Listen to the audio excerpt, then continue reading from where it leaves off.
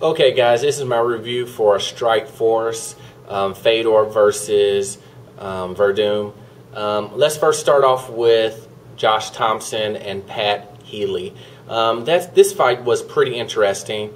I thought Josh Thompson was going to come in there and kind of push the action, but it turns around that Healy decides to, like he said previously in the preview before the match, that he was going to press Josh Thompson, and that's pretty much what he did. He used his wrestling to grab a hold of him, take him down on the ground.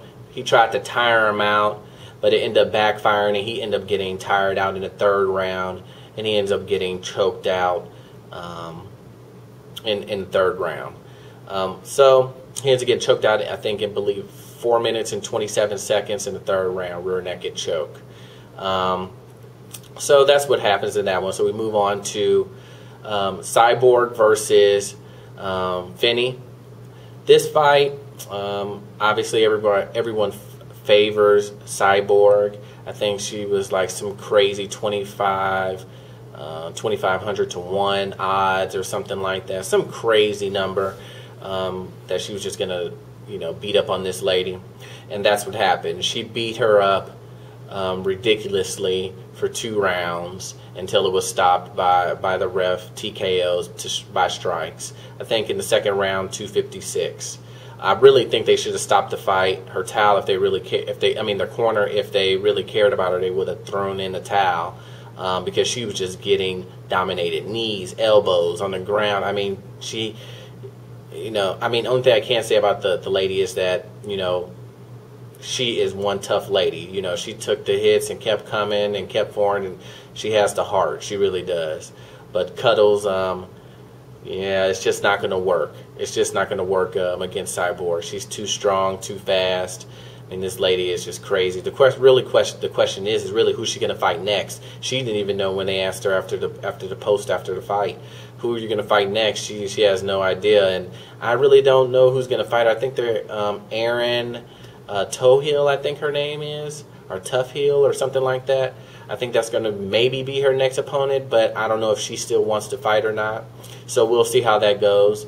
So let's move on. Kung Lee versus Scott Smith. Now this fight was a rematch.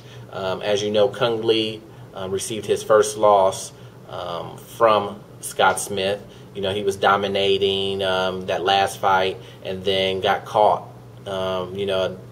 Normal Scott Smith's the way that he always wins his fight. So it's that's his style. At the last minute, come out of the blue with that TKO. But anyway, this match, Kung Lee comes in pretty, watching out for that hand, pretty technical. He really didn't let go like he normally do, like you've seen him in all his previous matches. He was really technical. He stayed on top of it. He picked his punches and his kicks, and he pretty much controlled both rounds, and he ends up defeating Scott Smith in the second round, 146 by strikes. Kicking him in the head, and then the announcers are trying to hype up a rubber match. I really think they just let that go. No, I don't think anybody really wants to see a rubber match between these two. I think Kung Lee should go do his thing. Scott Smith should go do his thing, especially with the big tournament coming up. The vacant Jake Shields belt. So I think they should kind of just let that be and see if these guys meet up in the tournament or whatnot, and then let's just see how that pot melts together. There's a lot of matchups that we can see coming up in this tournament, which I think is great. And then now we have the main event, which is Fedor versus Werdum. This fight right here is pretty interesting because, as you know, Fedor was another heavy favorite in this. It turns out that Fedor ends up losing. He gets caught by a triangle choke in the first round, 1 minute and 32 seconds.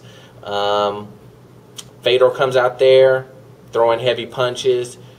Werdum trips up, falls back.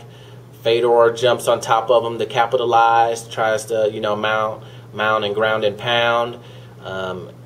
Werdum tries to catch him in the armbar, misses, slips, but Fedor ends up rolling into a a triangle choke, which Werdum ends up having the triangle choke, and he also had an arm bar, and he had it in tight, guys. I mean, he had it in tight. Fedor's top of his head was turning purple. There was no way he was getting out of this. Werdum was not going to let this go. There was a lot of time left on the clock. It was just a no deal for Fedor. But Fedor took the loss like a man. He didn't run out the ring like Forrest, after he got destroyed. But he didn't run out. He, stood there, waited his turn to have his interview. And he just said, I think he said a quote something like, you don't stand without falling. So he's okay with the loss. He's gonna rebuild and move back up, which is a class act. So guys, this is what I really want to know. What do you guys think? Do you think this damages the stock of Fedor? Do you think it raises his stock?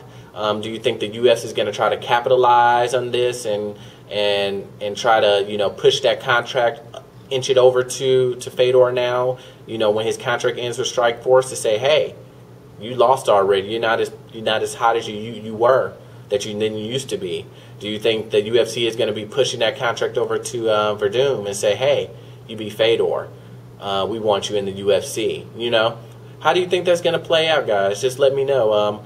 If you like my videos, please rate, subscribe, and comment, and I'll see you guys next time. Thanks a lot for watching.